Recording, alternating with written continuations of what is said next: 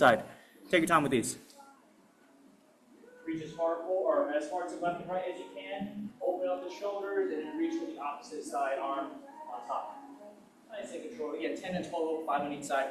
After you get your 5, we're going to do some rotations, both arms straight out, palms touching. Slowly opening up to 180 degrees. Follow your hand with your head. Slowly rotating back to center. And we'll go ahead and switch sides. Let's get these for 5. Try to minimize how much you use the hips, so don't just do it all via the hips. Try to open up using the core. Open up the shoulders, open up the chest. Nice controlled rotations. Let's get these for 5. Again, take your time with these. 5 on each side, 10 in total. After you're done with your 5 on each side, we're going to go ahead and work on some hinging. Fingers are going to be interlocked, hands over belly button, sitting nice and tall, maintaining your posture. From here, we're going to be moving the hips backwards, and I think of going backwards and high, basically because we don't want our hips to go backwards and down. We want to keep them high. So in order for us to avoid letting them drop, think about pushing your hips back and high. I think of my glutes trying to target where the ceiling meets the wall. And as I do that, I'm also moving my head forward to act as a counterbalance. If I only move my hips backwards, I'm going to either fall backwards or stop myself too short. So make sure that head pushes forward. Be that counterbalance, keep those hips high. You should feel that tension in the hamstrings. And from here, we're squeezing the glutes to stand back up. Let's get these for 10. Now, the way I usually teach this is think of it more as a horizontal movement. So your hips are moving backwards and your hips are moving forward versus a vertical movement. Your upper body is going down, your upper body is going up. I find making that distinction helps you feel the tension more in the legs versus the lower back, which we don't want to do. We don't want to feel the lower back helping us raise up to the top. So let's get these for 10. I recommend going down slowly just because it helps you maintain your posture a lot easier versus when you drop down, it's a little bit easier for your body to collapse. Let's get those for 10. After we're done with our 10, we're going to go ahead and warm up our squats. Feet or heels at least are going to be about shoulder width apart. And then from here, toes are going to be pointing slightly outward. Regardless of where your toes point, what I want you to focus on is pushing your knees forward and outward over your pinky toes, basically opening up the hips. So nice and controlled descent, hips going back, knees going forward and out, subtle pause, nice and strong coming back up. Let's get these for 10. Controlled descent, subtle pause, strong coming up. Take your time with these, make sure we're maintaining our posture. So yes, we're hinging at the hips like we just practiced, but we're not letting our posture get compromised and start to round our shoulders, round our back. Try to stay nice and tall as you squat, as you hinge. Controlling the descent helps you basically be more precise with where you're targeting your knees. Again, I always find that dropping down faster or doing a movement faster tends to make my body do weird things. Versus when I slow it down, I can more so control where my knees are going, what my posture is doing as I hinge. So basically, don't rush the movements. After we're done with our squats, we're going to go on our mats. Hands are going to be directly underneath of our shoulders. Knees are going to be directly underneath of our hips. And we're going to do some cat-cow. This is a good one, I find, to really teach that crunch position. So the two positions, the cat position, chin to chest, really rounding the upper to mid-back. I think of my belly button going up to the ceiling, or if you've ever done crunches, think about your crunching. You're doing a crunching position here. Now from here, we're going to slowly transition to the cow position. We're going to slowly tilt our head forward. Now push our belly button down towards the ground so we get this arching position in our back. And I want you to repeat this for just 5. So we're going to do 5 cats, 5 cows. Nice and controlled. And again, try to go slowly. It's a little bit easier to feel almost each individual vertebrae switching positions and getting you into that position we need to be. Whereas when you go fast, again, one, it doesn't feel great, but also it's just harder to feel what your body is doing. So I highly encourage you to move slowly through this motion. Don't rush it. Again, think about crunching your cage towards the hips, tucking your hips underneath of you as you go into that cat position. So don't keep your hips back or tilted downward. Kind of think about tilting your hips upward to help you get that tucked in position. Again, let's get these for 5. Once we're done with 5, we're going to go ahead and go into world's greatest stretch. Right foot's going to go to the outside of the right hand or as high up as you can. From here, right forearm is going to go down to the ground or as close to the ground as you can. And now right hand is going to reach up for the ceiling, fingertips up. Make sure your arm is perpendicular to the ground. And then right hand is going to go down. And now left hand is going to reach up to the ceiling, arm perpendicular to the ground. Left hand down. Let's get that 2 more times. Right forearm down, hold. Right hand reaching up, hold. Right hand down, left hand reaching up, hold, left hand down, one more time. Right forearm down to the ground, right hand reaching for the ceiling, fingertips up, right hand down, left hand reaching for the ceiling, fingertips up, left hand down, right foot's gonna go back behind us, and now our left foot's gonna be to the outside of the left hand, left forearm down to the ground or as close as we can, left hand reaching for the ceiling, fingertips up, left hand down, right hand reaching for the ceiling, fingertips up, right hand down. Let's get that 2 more times. Don't worry if one side feels harder than the other, like it's harder to get a rotation. Perfectly normal. I'm not saying that just because that's what I'm feeling right now, but perfectly normal for that to happen. Basically, no one is perfectly balanced. They might have some more tension on one side than the other. So take your time, please. Don't overstretch, but also don't understretch either. Make sure you get to a point where it feels like you don't want to hold it too long, but hold it a little bit longer. But don't get to a point where you actually hurt yourself, injure yourself. But now we're going to go over the workout. So we're going to be working in blocks. So this is a HIIT class, so it stands for high intensity interval training. Basically, we're going to be working for time and resting for a specific amount of time. So every block is going to be different, slightly different. For all of block A, we're going to be 45 seconds on, so 45 seconds of exercise, and 30 seconds of rest in between. Each block is going to have 2 exercises. So block A1, we're going to do exercise 1 for 45 seconds, rest for 30, and we're going to do exercise 2 for 45 seconds, rest for 30, and then go back into exercise 1, and then do exercise 2, and we're going to do that for just 2 rounds. So exercise 1 is going to be a front squat. So we're going to do more number of squats, so we should be good to go. In terms of our positioning, we're going to have 2 dumbbells, both of the same weight, and we're going to be in what's called a front rack position. So dumbbells nice and close to here, forearms perpendicular to the ground, elbows relatively high. What I don't want is elbows to be down here to your side. I don't want it to be too crazy high here. Whatever helps you basically use more of your shoulders to hold the weight up versus your biceps. So basically, if you have your elbows low here, your biceps are what's holding your weight up. So keep your elbows forward, keep your dumbbells high, and this is going to be our front rack position. And your goal is to maintain this front rack position as you go into your squat. So nice and strong, core is tight, nice and strong coming back up. What I don't want to see is, again, I don't want to see us start to collapse and have our dumbbells fall forward. So what you might find is you might need to slowly move your elbow forward as you squat. Because you're hinging, you tend to want to move your elbow forward to basically keep it level. And as you stand up, you might move it slightly back inward. Now don't overdo it either. Don't like start to do this and then like this. Just basically keep your dumbbells nice and balanced in your hands. So again, we're going to do that for 45 seconds. Then we'll rest for 30. Exercise number 2 is going to be a floor press. If you've ever done a dumbbell bench press, basically the same thing, but you're going to be on the floor. So we're going to lay down on our back. Up to you if you want legs straight or knees bent.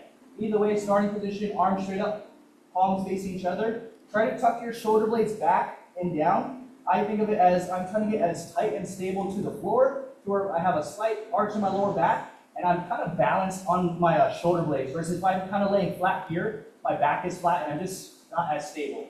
So pull those shoulder blades back and down, arms long. From here, now it's basically doing a push-up, but you're facing the ceiling. Slowly lowering the dumbbells by bringing the elbows down towards the ground.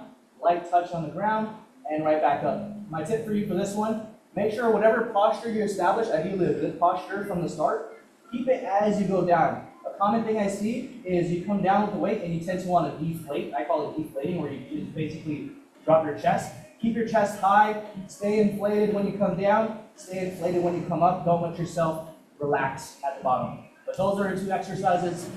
Any questions? No? All right, let's go ahead and get set up. Again, weights in hand. Don't worry about the weight. If this is your first time doing this exercise, I recommend going lighter at first. You can always increase the weight. But let's be ready to go. 45 seconds on, 30 off. We're going to go in 3, 2, 1, and we're on. 45 on. It's a lot of time, so feel free to take little breaks here and there. Don't feel like you have to do reps consistently throughout the 45 seconds. If you feel your form breaking down, feel like you're feeling really tired, take a short break, rejoin when you can, or just take a longer break before you go into your next exercise. There's really no wrong way to do this. Well, I shouldn't say that. If you like this kind of just keep going and you're burning out and you still push yourself, please don't do that. But again, listen to your body. Stay safe. Basically think of it as you're pacing yourself throughout this set. Core stays tight. And time. Next up, we got our floor press. It does not have to be the same weight as your front squats. It can be a heavier weight, it can be a lighter weight. Completely up to you. But 20 more seconds. Lots of time, so don't rush it. 15 more seconds. Use this time to kind of think about how we're doing this exercise. All the things we just talked about. Shoulders back and down, arms long. Control descent. 3, 2, 1, and we're on. Think of light touch on the ground with the triceps, soft landing. Like you're just barely touching the ground versus if you drop your weight quickly, you're going to kind of bounce off the ground. Don't let yourself bounce off the ground. Control that descent. I want you to take a subtle pause at the bottom and a subtle pause at the top. So I don't want you to rep out weights really quickly. Control everything. 15 more seconds, a lot of time. This one especially, if you're starting to get tired, please put the weights down. We want to make sure we're staying safe when we have weight above our head. Almost there. 5 more seconds. 3, 2, and 1, and relax. So that's one round down. Just going to do one more round for everything. Tip I have for the floor press as well. Don't just push straight up here. Kind of bring your arms slightly together when you press up. That's basically what the pecs do, the muscles that we're working. They bring your arm across your body. So when you press up, don't just keep your weights apart here. Kind of bring them slightly together while still maintaining that posture. You feel a little bit more in your pecs. But we got 7 more seconds. Dumbbells in that front rack position. Ready to go if we can in 3, 2, oh, and we're on. Nice and controlled descent. And don't rush it. Making sure you're keeping that upper body tight. Control your descent. Make sure your knees are going forward now. Important thing to point out as well, if you're feeling any kind of joint pain, whether it's your elbows, your shoulders, knees, for any exercise, please either lower the weight, try to make an adjustment. If that doesn't help, don't keep pushing through it. Because joint pain, you can't really push through. It doesn't get better. Making sure we're staying safe. I always find with knees, if you're starting to feel a lot of knee pain, it might be where your knees are traveling to. Make sure your knees are traveling forward and outward over pinky toe versus more straightforward, because that puts a lot more tension on that knee joint. So if you are finding that you have a lot of knee pain, you might be pushing more forward versus pushing forward and outward. Again, I always shoot for over pinky toes. I find that usually helps a lot. 20 more seconds. Don't rush it. Lots of time. 10 more seconds. Again, remember that tip I had, bring the dumbbells slightly, not that you have to touch them together, but imagine your arms or your elbows getting closer together as you press up. Control coming down, strong coming up. Again, I'm not a big fan of touching the dumbbells together because sometimes they bounce and then they get harder to control. So just get them close together. Again, once your arms are straight, kind of thinking about elbows getting a little bit closer together, and that's about as far as you have to go. Hold up top, slow coming down, hold at the bottom. Basically trying to cut out momentum. When you start to go faster, you start to pick up too much momentum, and makes exercise a little bit too easy. So control the weight. And then you'll find that you don't need a lot of weight to get the results you want. And then you also find that your joints are a lot happier because you're not having to stress with this unnecessary weight that we're trying to control. But that is block A1. So now we got block A2. In terms of rest, we got 53 seconds, and we're going to go right into A2. Exercise 1 is going to be an RDL, both arms straight up. So exactly what we practiced with our warm-up, that hinging mechanic, but instead of hands over belly button, you have your hands straight down. Exercise number 2 is going to be a dumbbell shoulder press. Starting position, both arms straight up, palms facing forward. Relatively, I don't like to hold my palms directly forward here. I like to turn them inward slightly, basically because it helps me put my elbows in a better position to shoulder press, which is slightly forward here versus backwards here. I think of it like the arms of a clock. I want my elbows slightly forward, and I want my arms to be at 12 o'clock versus, say, like 1 o'clock, depending on what side you're facing, 1 or 11 o'clock. Well, let's go ahead and get those done. We got 8 seconds, starting off with, again, go slow coming down. Let the tension build up in the hamstrings, and make sure we're maintaining that posture. That's the most important thing for me, is making sure, especially because this exercise is loaded, we have weight. Don't let your lower back round as you go down. Maintain that posture. What helps you maintain that posture Because I think about that cat position that we practice, or sorry, no, not cat position, cow position that we practice, where you kind of almost create a subtle arch in your back, but not as intensely. I find that helps me maintain my posture versus just kind of relaxing, because then I'm more likely to want to round and get into that cat position, which we don't want to be in. Nice and controlled descent. Again, aim your glutes towards where the ceiling meets the wall. So that means your glutes have to move backwards. We can't just bend in the hips. We need to physically move the glutes backwards and then move them forward. So what I'm saying is we don't want to just bend here and keep our hips in the same position. We need them to physically move back and forward. That's where we get our hinge. Next up, we got our shoulder press. So again, both arms straight up, starting position. In terms of how low you're going, just about ear level is as low as you need to go. I find going lower than ear level tends to cause me to get in that position where I don't want to be, with his elbows back or rounding my shoulders. So about ear level is as low as you have to go. And we're on. Control descent, subtle pause, and we're back up. What helps me keep my elbow in position is I think elbow forward, hand backwards, just to get my forearm, again, to that 12 o'clock position. So again, we don't want to be at 11 o'clock or 1 o'clock, depending which side you're looking at. We want to be at 12 o'clock. So elbows forward, hands back. What is called is external rotation. So we want to have that external rotation in the shoulder. And that's what puts it in a better position to press versus when we're in this internal rotation. This causes more stress in the shoulders, causes us to press in front of us here. I want you to press straight up. Don't rush these. And time. One more round to go. 30 seconds to rest. Going back into the RDLs. Feel free to increase weight, decrease weight as you need to. Don't feel like you're stuck with the weight you have, especially if like your form is breaking down. Please go lighter. It's not about how much weight you're moving. It's about how we're moving, the quality of the movement. That always matters way more than a number that says you're lifting a lot of weight. Again, at the end of the day, it doesn't matter. 5 more seconds. 3, 2, 1, and we're on. Control descent, subtle pause. Squeeze the glutes to bring the hips forward. Again, think of this as a horizontal movement. Hips moving backwards, hips moving forward.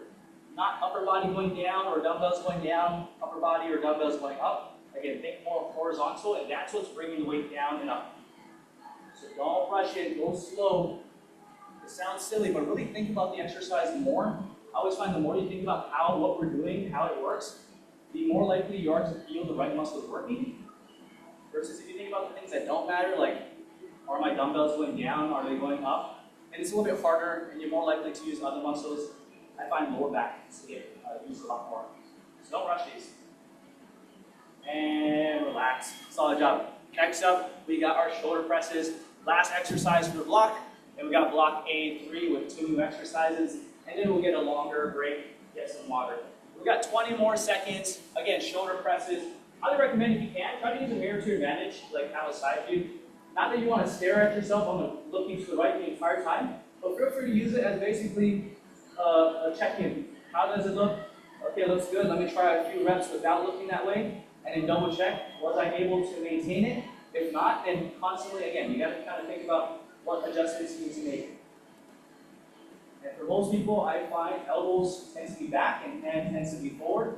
So to fix it, pull the elbows forward, pull the hands back, and that's going to have you in what I call the stacked position. So hands or dumbbells over the elbows versus in front of the elbows. Most people don't get behind the elbows, but that can happen. Nice and controlled. Don't rush these. And you'll feel the difference. When you're at the bottom, when you're in that stacked position, your shoulders are going to be a lot tighter versus when you're in this position, they feel looser. Make sure to keep those shoulders tight and stable. And time. Next up, block A3. Eccentric curls and close grip push-ups. So bicep curls. Palms will be facing forward from here. Nice and strong curl. Nothing too crazy. Don't curl so fast where you start to use your body. Try to be a statue, hold your posture. We're going to curl up. We're going to hold. And we're going to slowly come down. This is the eccentric part of the movement. This is also the part most people tend to want to rush. So I want you to focus in on slowing it down. So strong curl up, slow coming down. Hold at the bottom, and then we'll repeat. Don't rush these. Exercise number 2, close grip push-up. Elbows are going to be relatively tight to the body. I highly recommend if you have a hard time with push-ups, do these from the knees because you're gonna feel it a lot more than if you try to do a plank position. So again, whether it's from the knees or from the feet, doesn't matter. Either way, we're trying to keep the elbows tight, and it turns it into basically a tricep extension, where you're pushing away, you're pushing up your body using your triceps. So keep that in mind. Eccentric curls, slow coming down. Don't rush these. Stay tall. Make sure you're not slouching as we extend the arms and raising up as we curl. Whether your arms are going down or your arms are going up, try to hold the same posture the entire time.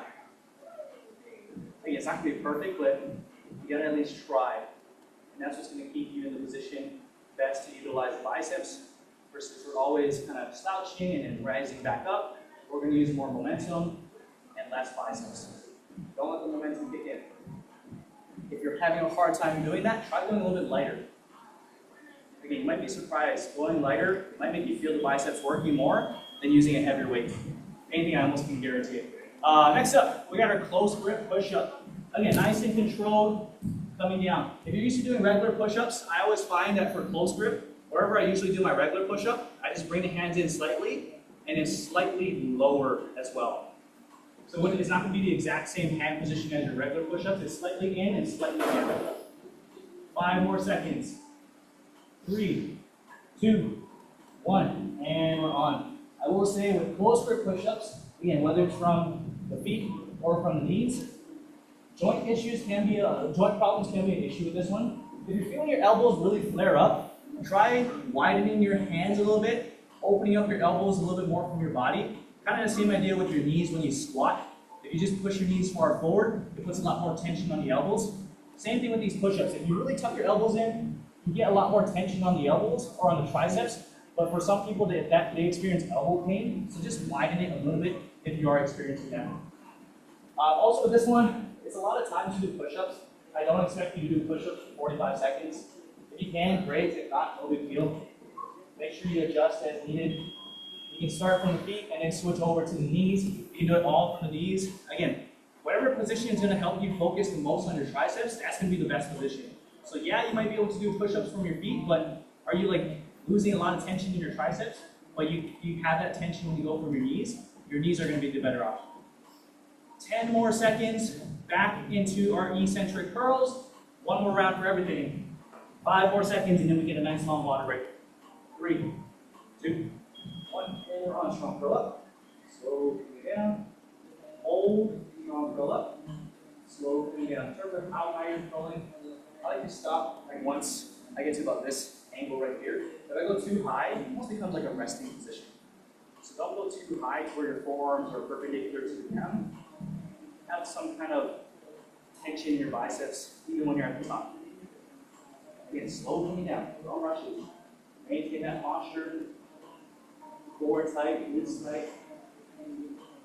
Hold at the bottom. Again, that's an easy place to start to pick up more momentum. Is when you get down, you just want to go back up. Pause at the bottom, settle, and then curl up from there. And you'll feel your biceps working that much more. And relax. Last but not least, knee push-ups. Oh, sorry, not knee push-ups, close grip push-ups. So again, feel free to do these from the knees, which is what I will be doing. That's why I said knee push-ups. 20 more seconds. Again, whatever gives you the best tension on the triceps. Almost there. 10 more seconds. And actually, if you're feeling it in your chest as well, it's completely normal. Your chest is involved, but it's a little bit more of a tricep-focused push-up. 3, 2, 1, and around. So if you're feeling your triceps, but also in your chest, and you're wondering if you're doing it wrong, perfectly normal. The chest is still somewhat involved in this exercise. Again, elbows are just relatively tight to the body. It's not like you have to seal the gap between your elbows and your body. It's just more inward than a typical push-up. You're more like a 45-degree angle. Again, don't rush these. Control coming down. In terms of how low I go, it's about triceps in line with the back is as low as you have to go. I find going too low, kind of the same issue with the shoulder press. You lose position of your shoulders when you go too low. Don't go too low. It's about triceps in line with the back. And time. Solid job. Grab some water, get some air, we get a nice long break, and we're going to go into block B. Slightly different than block A. But solid job, guys. Again, Grab some water, small sips of water. Solid job, solid job.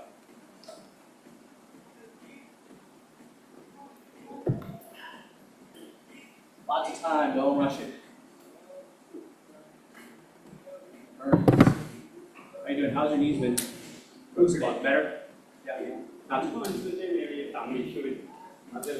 Yeah, I'd say like for this next block, reverse lunge, go weightless. Like even though you could go weight, just doing weightless, you'd probably be better off not going without weight, slowing down, and then again, like the most important part is making sure your knees feel good versus like how much weight you're using. So yeah, reverse lunge, just go weightless for this. So I would just go to like a squat or something, and maybe do more of like an emphasize, just to separate it from like the front squat. You do more of like a sumo squat, so you can get more of the hands moving moves involved. But I will say, like out of all the lunges, reverse lunge, forward lunge, lateral lunge, the most knee friendly would be the reverse lunge, just because the weight isn't as concentrated moving forward. So yeah, if you do have a hard time with reverse lunge, just do like a slight variation of the squat. But next up, block B1, slightly different. We're going to be doing exercises for 30 seconds, resting for 15, so pretty short rest. What is it? Is it B1? Yeah. Okay, just making sure. B1. Exercise 1 is going to be a reverse lunge. This one we're going to be alternating every single round, or not every single round, every single rep. So we're going to step back with one foot, go down, come back up, bring both feet together, and then we're going to switch sides.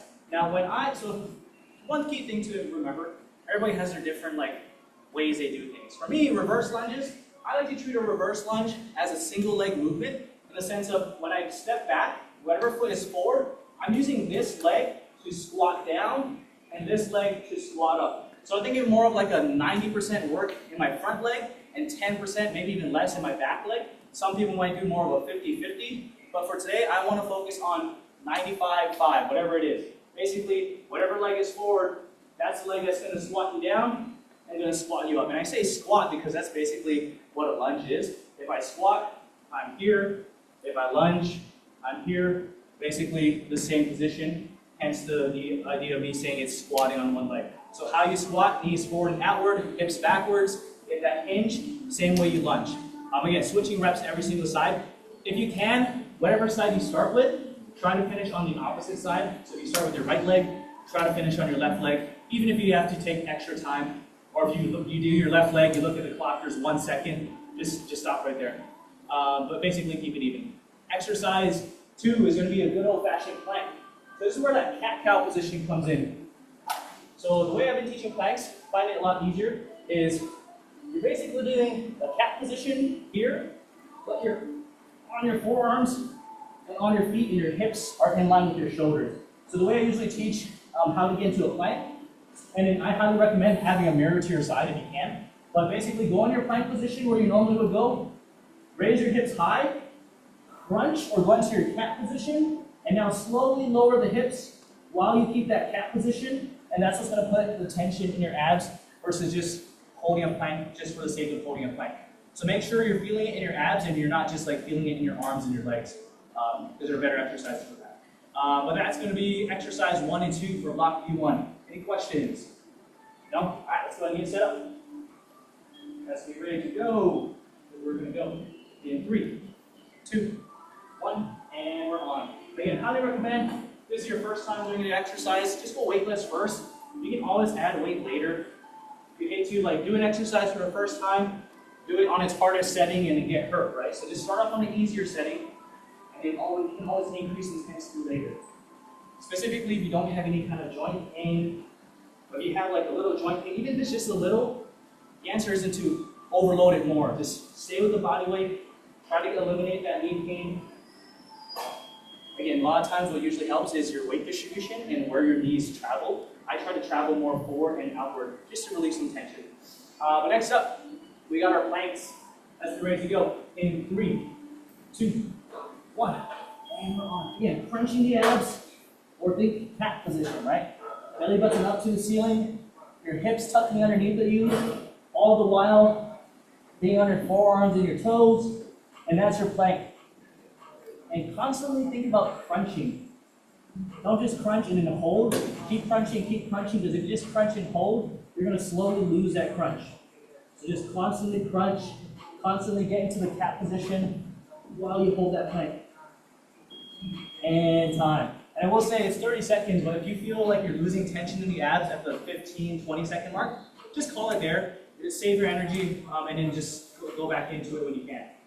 3, 2, 1, and we're on. Back in reverse lunges. As you can tell, this one goes by pretty quick. 15 seconds is significantly less rest than the last round. Another reason why you don't really need a lot of weight for this one, or weight at all. Again, I always think of more weight, or like progressing with weight for like strength-based exercise. We're not really focusing on strength here. We're focusing on really just conditioning, right?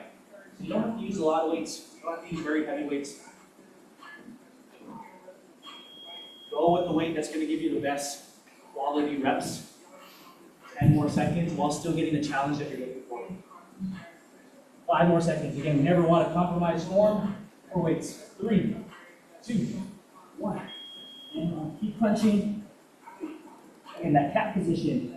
Belly button up toward the ceiling, hips tucking underneath you. Rib cage towards the hips, crunching, crunching, crunching. As long as you can. Keep tension in the abs. If you have a mirror to use, and you can see your side, or if you look to your left or right, whatever it is, you want your lower back to be basically flat. You don't want it to arch. If you're arching, you're losing that crunch position. So have your lower back be flat. But that is, was that 2 rounds? That was 1 round. That was 2, right? Okay, that's what I thought. Yeah, 50 seconds left. Next up, the dumbbell rows. Strong hinge, again, that hinge position important. From here, palms are going to be facing each other. Elbows to hips. Hold, slowly come down. I think about pulling my elbows backwards versus straight up, mainly because when you pull backwards, you're more likely to use your lats, versus if you pull up, you're more likely to use your shoulders.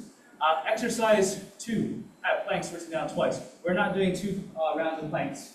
We are doing dead bugs. So on our back, arms straight up, palms face each other, hips and knees at 90. We're going to crunch up and hold for 2 seconds. 1, 2. Slowly come back down, and right back up. 1, 2. Slowly come back down. And that'll be the exercise number 2. But now we got dumbbell rows. Strong hinge. Posture makes or breaks this exercise. Don't let your back round. Again, think of the cow position, right? We don't want to let ourselves round into the cat position. Go the opposite direction. Keep that back strong. Elbows to hips. Triceps in line with the back is about as high as you have to go. Any higher, again, you start to use your shoulders. Don't let the shoulders kick in. Keep it in your lats.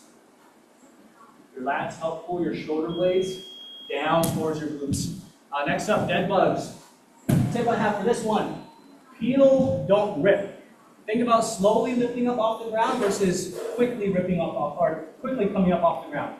So control your crunch to where it looks like you're peeling off the ground versus ripping off the ground. Slowly come back down. Again, just a 2-second hold up top.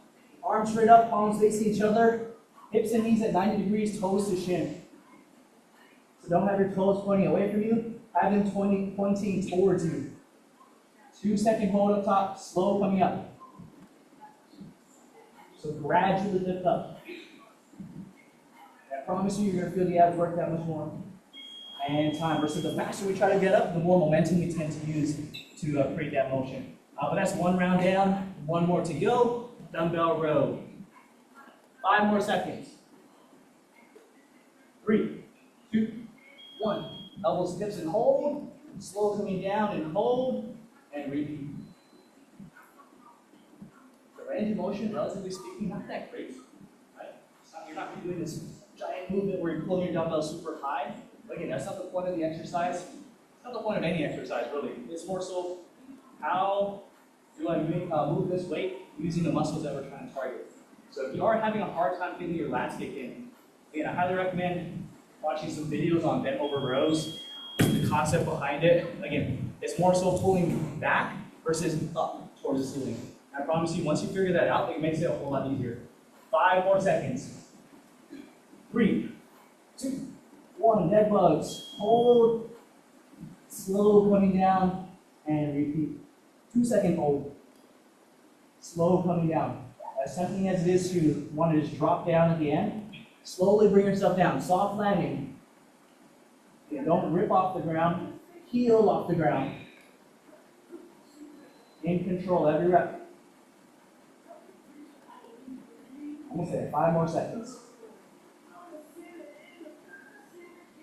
And time. Solid job, solid job. Last exercise or last block for block B. Lateral hops and bicycle crunch. You're not going to need weights for this one, so don't put them away, but just move them to the side. Lateral hops, like the name suggests, we're going to be hopping laterally and to the side. I use the word hop very loosely or jump very loosely. It's literally just like a little step here. You don't have to actually jump and leave the ground. You can do a quick step here. Either way, try to control your momentum going left and right. Don't let yourself get like too crazy and start swinging to the side. Exercise B3. Number 2, bicycle crunch. Starting position, hands to your side. We're going to crunch up. One elbow is going to go to one knee. And basically we're holding this crunch position and slowly rotating and switching the legs. So again, elbow to opposite side knee. Once you're crunched, you're just rotating. So you're not going down and crunching, going down and crunching. You're holding a crunch and rotating with that. But let's go into our lateral hops. Light on the feet. 30 seconds. For this exercise, I focus on maintaining a pace versus just going as fast as I can.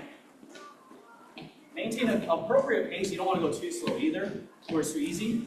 But go at a pace where you feel like you can maintain, and then your goal is to maintain that all the way through. Even when you're tired, try not to slow down. Don't adjust it. Try to stay at the same pace. And that's where the challenge comes from. And time on our backs. Bicycle crunch. Again, starting position is a crunch, and you're holding that crunch, and you're just rotating with that crunch, elbow to opposite knee. 3, 2, 1, and you're switching your legs like you're riding a bicycle. You don't have to rush these. You don't have to have your elbow touch your knee. Don't think you have to do that. You're just moving in that direction. If you can, try to have your toes to your shin. I know there's already a lot to think about with this exercise, but try to keep your toes to your shin. Almost there. 5 more seconds. Keep that crunch if you can. And time. That's 1 round down, 1 more to go. Back into our lateral hops, and then we get a nice long water break, and we get to do it all over again. Almost there, almost there. Taking good time. 5 more seconds. 3, 2, 1, and we're on. Establish pace. Try to maintain that pace even when we get tired. It's not about how high we jump, how far we jump left to right, or how far we step. It's about controlling momentum, right? Don't just let your body do its own thing. You control your body. Every single step, every single hop. Almost there. Stay with the pace. And time. Last set right here. You'll grab a quick sip of water. 10 more seconds. Try to keep that crunch as fast as you can. 5 more seconds. 3, 2, 1. Nice and controlled rotations. Again, so this one, doesn't matter how high you crunch, it's just a rotation with that crunch. Even if it's a solo crunch, again, I promise you, you're gonna feel those obliques kick in with that rotation. Take a little break so you need to. And hop back in when you can. As long as you're feeling the abs, that's the important part. Again, don't do an exercise just to do it. If you can't feel the target muscle, just stop doing the exercise, take a break, and use that rest for the next one. But that's block B. Grab some water, get some air. We'll go over block C together. So everybody's doing good? Thumbs up if you're okay. Yeah, good, good, good. Grab some water. Highly recommend small sips of water. And again, grab extra rest if you need to. Yes, we're having specific times. Let's say we're back on, we're back off. You control your pace. Take extra time off if you need to. Do not rush it. Make sure we leave this class feeling better than we got in. If we feel worse, then it means we overdid it. So make sure we're not feeling worse. Let's see, making great time. Hopefully 4. All right. block C. Slightly different. It's going to be 20 seconds on, 10 seconds off. So it goes by really quickly. And we're going to do each exercise for 3 rounds this time, so not 2 rounds. Block C, 1. Lateral high knees. I need these numbers. Lateral high knees. So we did lateral hops, right? Here.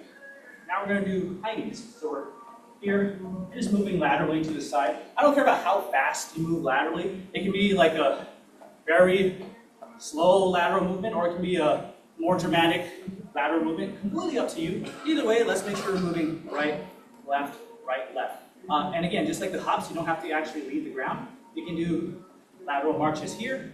But regardless if you're marching or you're hopping, make sure, again, we're not letting ourselves like shift over to the side. Still keep yourself centered, keep yourself in control when you're moving right and when you're moving left. Exercise number 2 are going to be flutter kicks. So we're going to go legs straight up, toes to shin. We're going to bring our legs or our femurs to about 45, toes to shin. And from here, we're just holding that. And it's a very subtle flutter. And like this is the exact speed I want you to try to go to. I don't want to see a quick flutter here. Go slow and controlled. Try to feel that tension change in your abs. And again, don't rush these. I find going slower helps me keep it in my lower abs, versus the faster you go, the more you start to use your hip flexors. But those are going to be the 2 exercises, 20 seconds on, 10 seconds off, 3 rounds.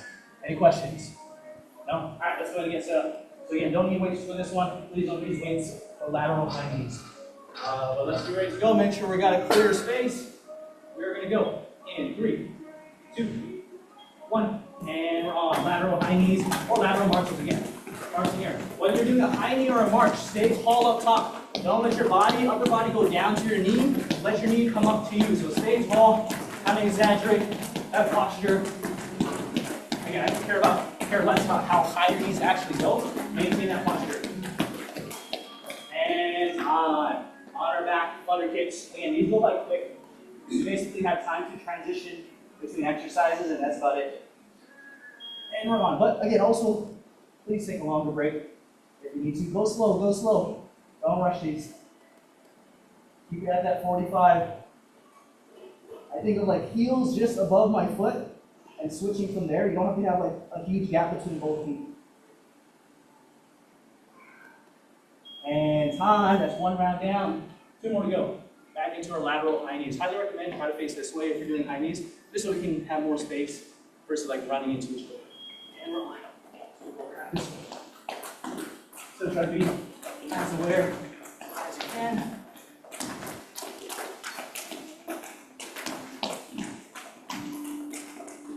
Try to stay consistent with how many steps you take to the left, how many steps you want to take to the right.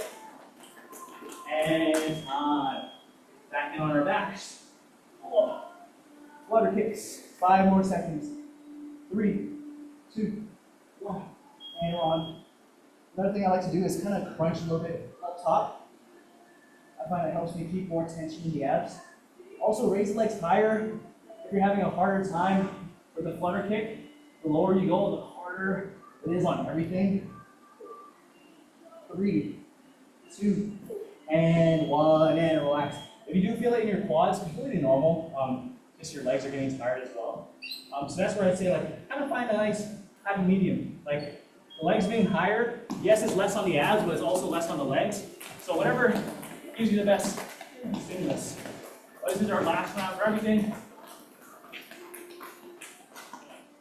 Again, don't rush these.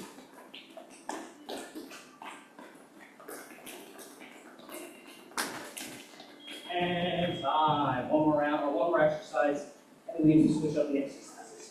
Almost there. 3, 2, 1. Toes to chin. Also, bending the knees tends to help as well. You can bend the knees to make it a little bit easier. So just like this. Again, it takes a lot less tension off the quads when you bend your knees, and it might be easier for you to feel the abs going. Whichever works best for you. And time. All right, next up, block C2. Exercise 1, skiers. So if you're taking this class, we've done these before. Have you ever done something like a kettlebell swing. Basically same idea, but instead of a single kettlebell, you have dumbbells in each hand. So this exercise is, I kind of think of it as an extension of an RDL, so it's a lower body exercise more than anything. But it can be easy to see it as an upper body exercise, where you think about, I want to swing the weights up as high as I can. That's not what's happening. What we're doing is we're hinging and popping up, hinging, popping up, and because of that motion, that's why our dumbbells are swinging back and forth. So I'm not trying to input any extra movement in my shoulders. It's literally just moving up because I stand up. It's moving down because I hinge down. And we're just basically trying to keep this momentum. In terms of what I think about, once I'm down here, I think about jumping up, and that's how I get power in my glutes, and that's what swings the weight up, versus just, again, swinging the dumbbells with your arms. So make sure we're not doing that. Exercise number 2, shoulder taps. Starting position, you can either do these from the knees or from the feet.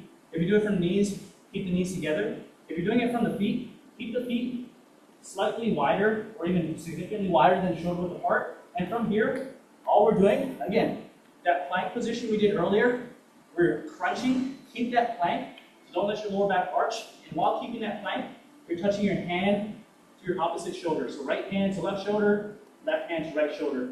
And our goal is to try to stay as square to the ground as I can. I want to minimize like this kind of shifting side to side. So basically you're like doing a moving plank. You're holding your plank, but something is moving, but you still don't want your plank to move. But that's going to be the exercises for block C2. Any questions?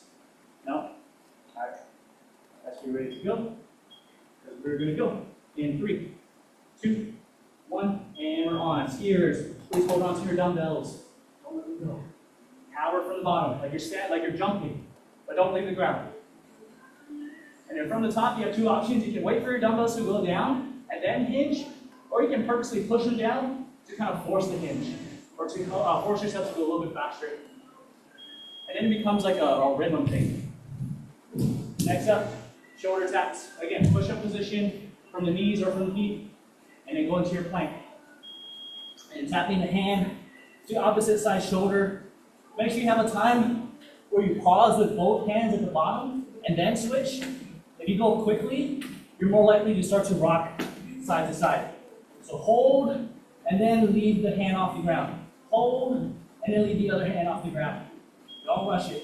That's 1 round down, 2 more to go. 5 more seconds. You ready to go? If you can. In 3, 2, 1, and on. Nice and controlled. Keep that back strong. Don't let your back round. Again, just an RDL. And it's jumping from that RDL. So hips back. Hips back. And time. Next up, we got our shoulder taps. 5 more seconds. And we just got 1 more round after this. And then just 1 more block. And we're on. Core tight. Leg tap on the shoulder. So be as level as you can with the hips, with the shoulders. So try not to let your hips shift side to side as best as you can. And time. 1 more round for everything. Last set of skiers. Last set of shoulder taps. 3, 2, 1, and on. Again, pace yourself. Get a longer rest. Please take it. Hips back.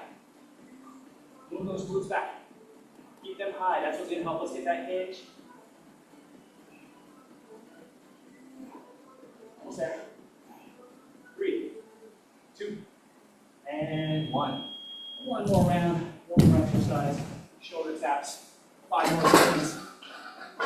3, 2, 1. And on. Leg crunch. In cat position. Belly button up towards the ceiling. Hips tucked underneath you. As leveled to the ground as you can. And time. Last but not least, block C3. Everybody's favorite. Because we're almost done. I'm just going to need 1 dumbbell for this one. Doesn't have to be super heavy. But what we're going to do is we're going to do jumping jacks, but instead of involving the arms swinging upward, we're going to do a thrusting motion. So normally jumping jacks are here, for our jumping jack thrust. Dumbbell's going to start at the bottom, legs are together. As we jump, we press up, and we're just here. You don't have to do a full extension, because then it gets harder to come back down. This about here is fine. Just overhead is as high as you have to go. That's our jumping jack thrust. Hollow hold. Not gonna lie, this is a pretty tough one. So if you can't hold for 20, perfectly fine. Hold as long as you can and adjust as needed. But we're gonna go into our dead bug that we did earlier. Hips and knees at 90, toes to shin, both arms straight up. From here, we're gonna crunch and hold that crunch. And then we're gonna bring our arms to 45 and our legs to 45. And we're gonna do our best to hold this as long as we can. That's the hardest version of it. If you start to get tired, bring your arms and legs in and just do a dead bug. Hold that dead bug. Basically, your arms and legs being further out increases the leverage on the abs, so it gets harder to hold that crunch. So bringing it in makes it like easier, but again, still challenging because you're holding a crunch. But those are our two exercises. Time is 12:55. Let's go ahead and get ready to go. We're gonna go in 3, 2, sorry, 3, 2, 1, and we're on. 20 seconds. Oh yeah, I forgot, if you don't want to jump, you can do a step to the side, just like this. Still try to get a nice rhythm, nice pace going, whatever works best for us. Keep moving. And time, 10 seconds, quickly be ready to go. Start off in the dead bug, crunch up, and then slowly bring the arms and legs out. If you go too fast, you're gonna instantly drop and lose that crunch. Keep that crunch, keep the shoulder blades off the ground. Almost there.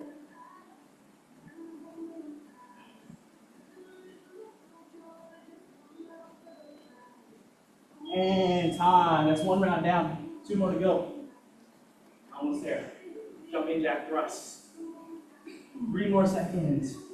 You know, it's not an easy one. And we're back on again. Adjust as needed. Switch to a dead bug hold, or start off with a hollow hold, and then switch to a dead bug when you can't hold that hollow hold. That's easy. Keep moving. Again, doesn't matter how fast the pace is, just make sure it's staying consistent. And we're on, and we're down. Hollow holds, 5 more seconds. 3, 2, 1, and on. Keep that crunch.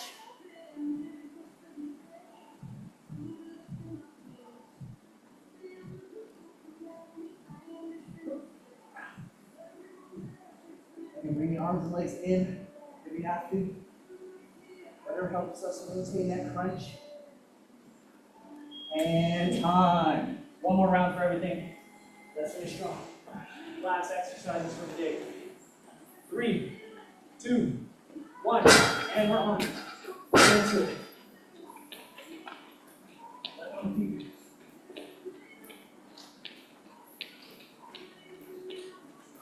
Again, don't worry about how fast you go. Just focus on staying consistent.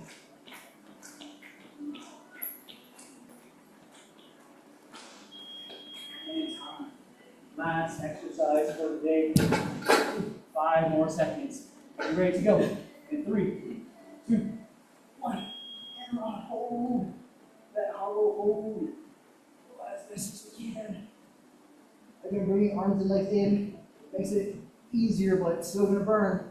So if you're losing your hollow hold, don't be afraid to bring it in. Let the work be in the abs. And time. Solid job, guys. Give yourselves a round of applause. That is the workout for today. Never an easy one, but we always get done. Thank you guys for attending class. I always appreciate it. Again, whether in person or virtual, thank you guys for spending your lunch break with me. I hope you guys all have a good rest of your week. Have a good weekend. Stay safe out there. And thank you guys again for attending. No problem. Good job. Thank you, John. Good job, good job. Good job, everybody at home. Thank you, Jonathan. No problem. Have a great day. Thank you, John.